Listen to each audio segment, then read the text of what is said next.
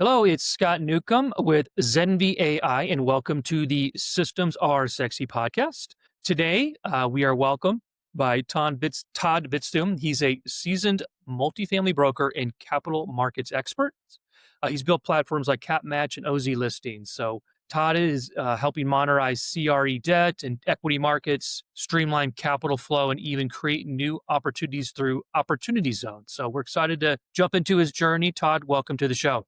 Thanks, Scott. Good to be here. Yeah, let's start at the beginning here.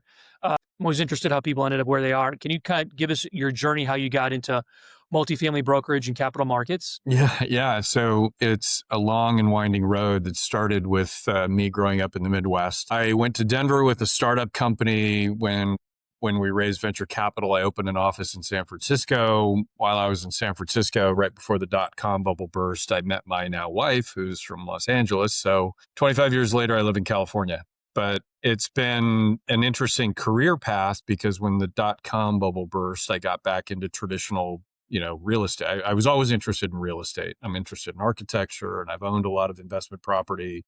But I got into commercial brokerage with a boutique firm in San Francisco, and I've stayed in the brokerage and capital markets space at kind of an institutional level for the past 20 plus years.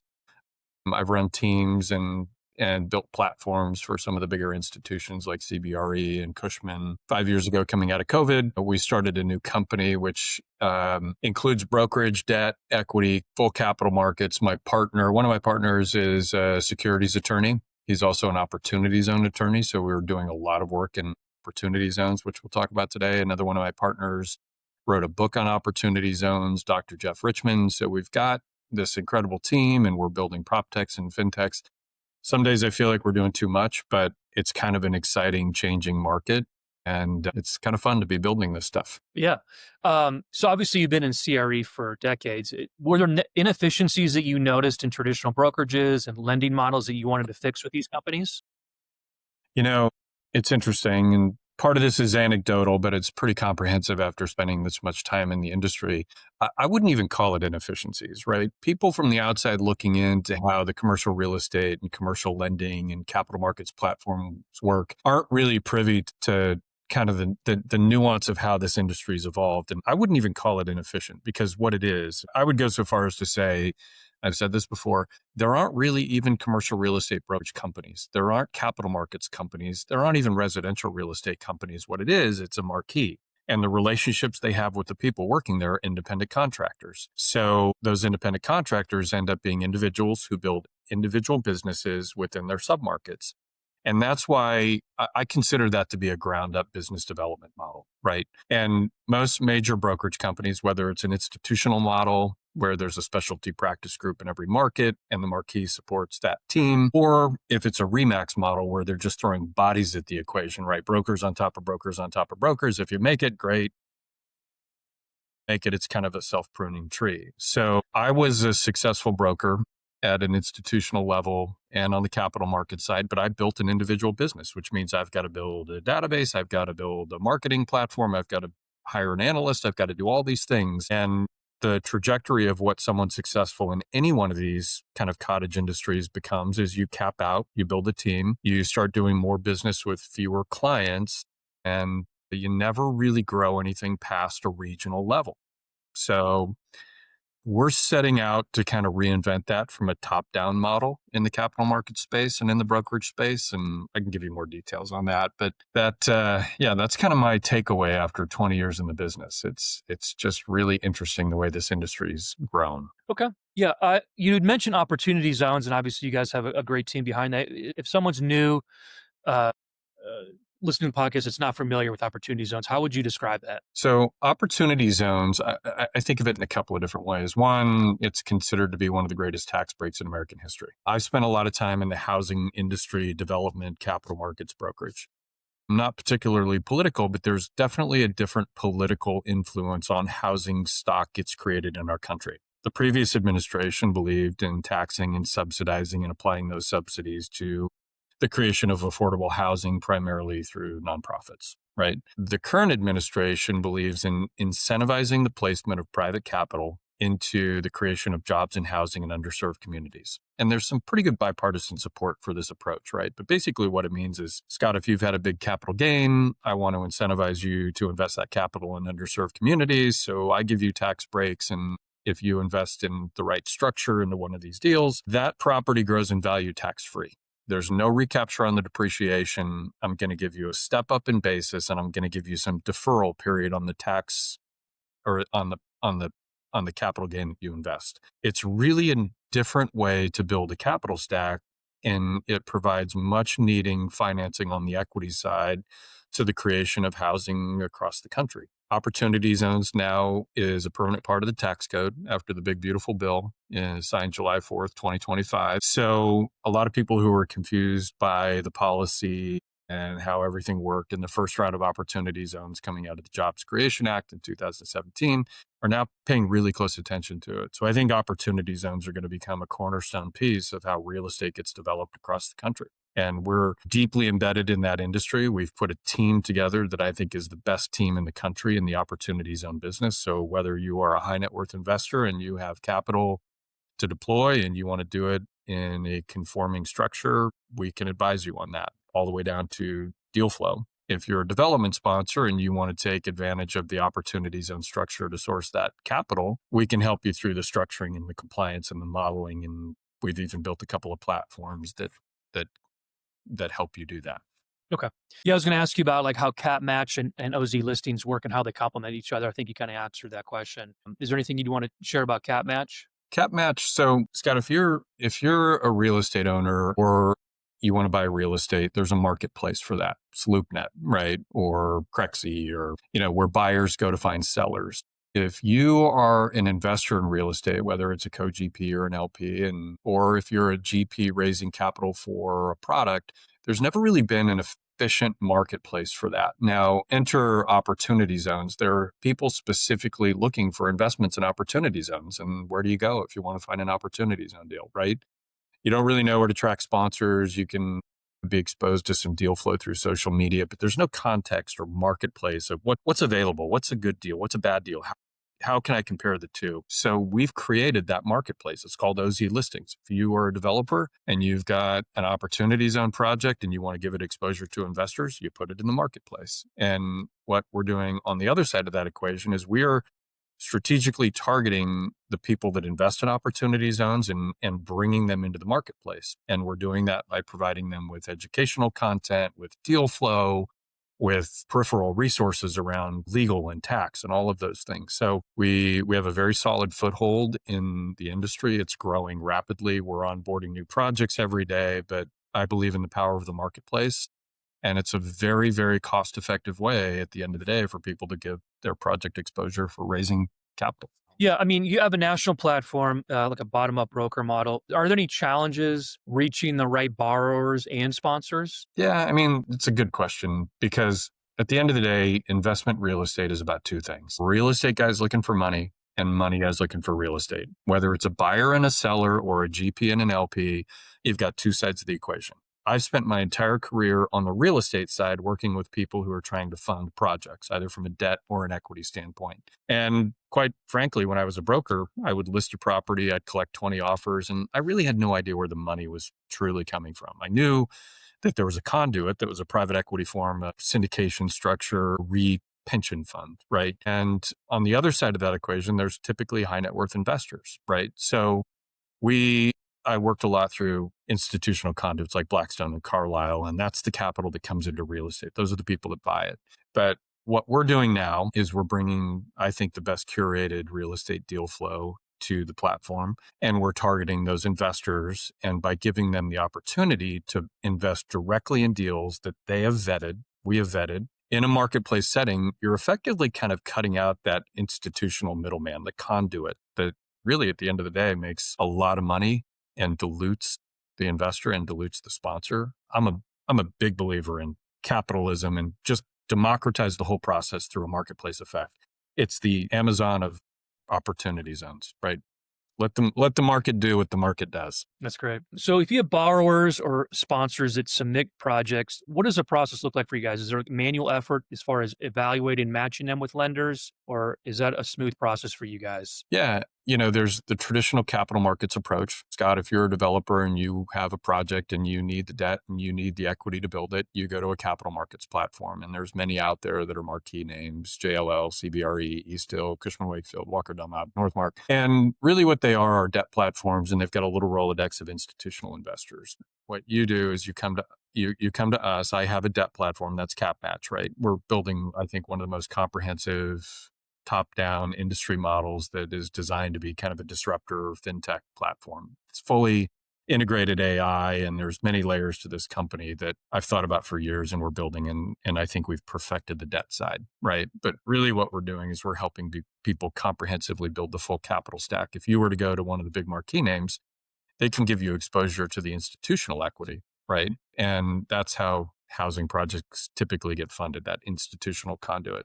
What we're doing on our platform by coupling the debt and the equity platform is we're giving you direct access to not only great debt platforms, great lenders, we're giving you access to direct investors. So I want to kind of reinvent the way capital stacks get built for developers. So that's a little bit how we're changing the game, but we've got a massive comprehensive Rolodex of lenders. My goal is to have every single lender in the country on our platform. And we want to open up the entire investment community, the accredited investor community, starting at the top, which is ultra high net worth investors, family offices, multifamily offices, to bring them into our arena to give them access to good deal flow where they get the benefit of that direct investment structure. And so how are you reaching, like, what is your marketing strategy behind this? Is it just manual outreach by you guys, or do you have a system in place for that? We've been working on this system for a couple of years, and the old adage, you can have the best, build a better mousetrap, right? And so everybody on the real estate side that's trying to source capital, is trying to figure out how to get to this mysterious list of investors, family offices, right? Nobody on the real estate side really knows how all the family offices operate and think. And there's a reason for that. They say, if you know one family office, you know one family office. They're all different. But now that I've spent a lot of time on the investor side of the business with family offices, they also have a big challenge. They're not in the path of deal flow. They don't know how to vet ground up development projects. A lot of these guys end up going into existing product, value add, and that there's a lot of capital in value add. And there's actually in my opinion, a more robust value proposition if you build ground up and hold long term. There are different points in the cycle where you build, low, build high. What we're doing at the end of the day is we're giving all of these sponsors access to this group of high net worth investors, and we've built this Rolodex. And we've built, one of the guys on my team is a brilliant AI guy. He's got a master's degree in AI. He works in this AI incubator in Salesforce Tower.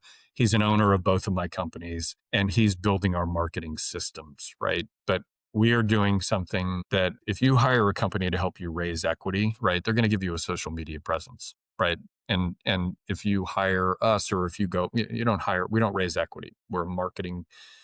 We're a marketing platform. We give you a platform to give your deal exposure. And at the end of the day, it's by far the least expensive way you'll ever raise equity for your project. And nobody's better at selling your deal than you are. But our marketing system is very integrated. It's very comprehensive. We're doing everything from targeting high net worth investors and family offices and bringing them curated deal flow and educational content. But we're also targeting through several different methods anyone that's had a major capital gain. We work with a lot of business brokers. We work with a lot of CPAs. If there's a high net worth investor that's had a significant capital gain and they want to figure out how to deploy that capital into opportunity zones or just real estate in general, right? It all works the same way. We are in front of those people. Got it. As you obviously you've grown a couple of businesses and started them recently, what are some of the biggest operational or maybe adoption challenges you faced as you started to scale? I am a builder, right? And I wanted to build companies, and I'm kind of the 30,000 foot guy, right? And the challenge with people like me is you need someone to manage the details, to understand how everything, when you build out a team, you look for people like Richard Koch says, find someone with a complementary skill set, like-minded integrity, and build a team, right? Don't take 5 people that do exactly what you do and start a company. So my partner, the attorney, is incredible at structuring everything from a legal compliance standpoint and doing the nuanced details. My AI guy is doing all the marketing. And my other partner, Jeff, is just good at honestly everything. He's kind of become like almost like a mentor to me and kind of a business coach, but he's building our systems. He's putting all the pieces together. So the challenging thing with building a business, and you built businesses, you know when you set out that it's going to be hard, but you don't really know how or why it's going to be hard, right? And pretty soon you're just too far down the road to even think about turning back, right? And Exactly. so there have been moments where I feel like I found myself like, ah, shit, if I would have known it was going to be like this, right? Yeah. Well, I think everyone has thought that at some point, right? And, there are two types of people, those who just go back to doing what they were doing before, those who just persevere and fight through. And so I'm not anywhere close to giving up on this. As a matter of fact, we now have success on these platforms, but it's been a journey. And the biggest challenge has kind of been just because I'm big picture, I get anxious, I get excited, I see what things should be, and I try to get people to implement those things and to build those things. But there's a process involved, and I guess you'd call it leadership, of getting people to take ownership and build these things in a way that I always say to people, build this like it's your own company. And most of the people that are in the company have ownership of the company. So that's kind of the solution to the biggest problem I've had, which is how do you get people motivated? How do you recognize the people that are going to be builders with you rather than people that are just clocking in, clocking out? Amen. So true. As you guys continue to scale, how do you see outreach and kind of deal flow evolving as a platform ramps up nationally? So we've built the platform for bandwidth, right? And I'll just give you a quick example of both, but let's talk about our CapMatch platform, right? So I think of CapMatch as kind of a three-layered cake. The top tier is our business development, growth strategy, deal sourcing, right? When I was a broker, I started doing lending. I worked with a large lending company. They were my back office lender. I added the lending tool to my broker toolbox. We want to be the lending tool for the broker toolbox for the 100,000+ commercial real estate brokers across the country. We want to be that good partner. So if you're a commercial real estate broker, that's part of our growth strategy, driving traffic in through the top of the funnel, working with brokers across the country in an affiliate structure.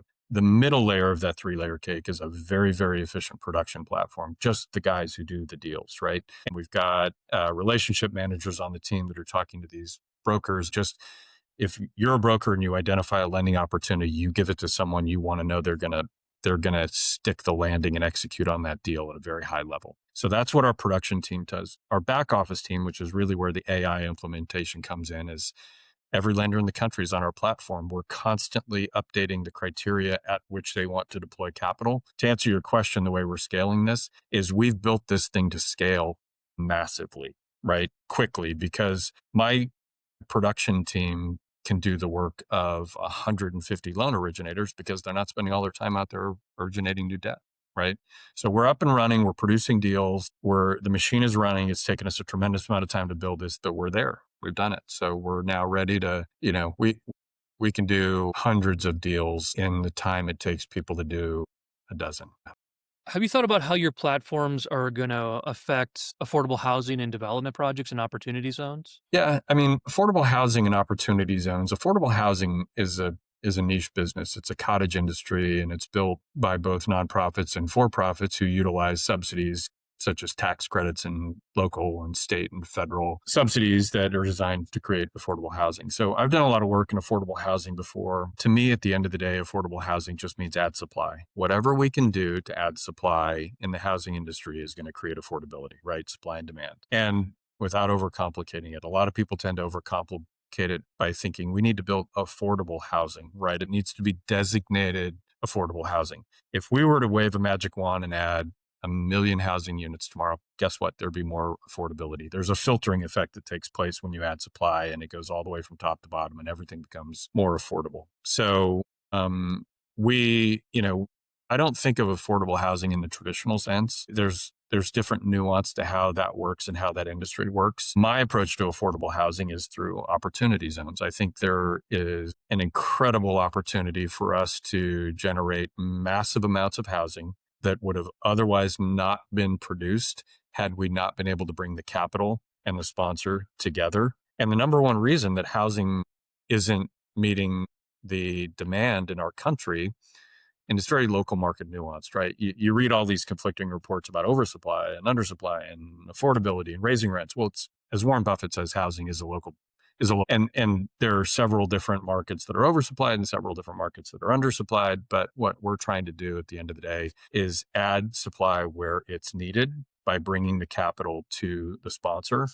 And as I was saying, the number one reason that more housing isn't built in this country isn't lack of feasibility, isn't lack of zoning policy or government policy. It's the lack of the capital and the sponsor coming together to build projects that are highly feasible. I know a lot of clients who have great projects, incredible fundamentals, incredible submarkets, but because there's no institutional equity operating in Tyler, Texas or San Luis Obispo, California, there's no funding available for these guys. But when you go directly to that investor, the family office investor, the thesis becomes contrarian institutional investment. Stay away from institutional markets where these boom bust cycles are just perpetual, right? Let's move into secondary tertiary markets where we build ground up with great sponsor partners in very complementary structures and hold that product long term. Sponsors love it. Investors love it. That's my thesis. We're building in underserved markets, and that's how we're going to add hundreds of thousands of units to the development pipeline across the country in an otherwise off-market cycle. That's great.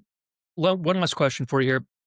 You always try to advocate for entrepreneurs, some people that are trying to maybe in the market or in the space. And I'm wondering for somebody listening right now that's trying to innovate in, a highly regulated traditional industry like CRE, what lessons have you learned that you would share with them? So, I've had the good fortune of building teams and working with interns and coaching people and building teams. And I like that part of it, hold the door for the guy behind you. But one of the things I would say is, it's always good to take a little bit of a new perspective on an existing industry. In commercial real estate, that applies exponentially because it is really a very fractionalized industry, right?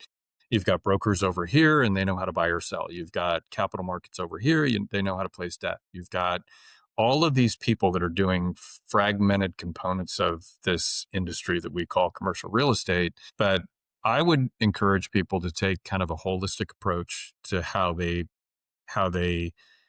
all comes together. Right? And there are new industries being created in commercial real estate that kind of disrupt the status quo a little bit.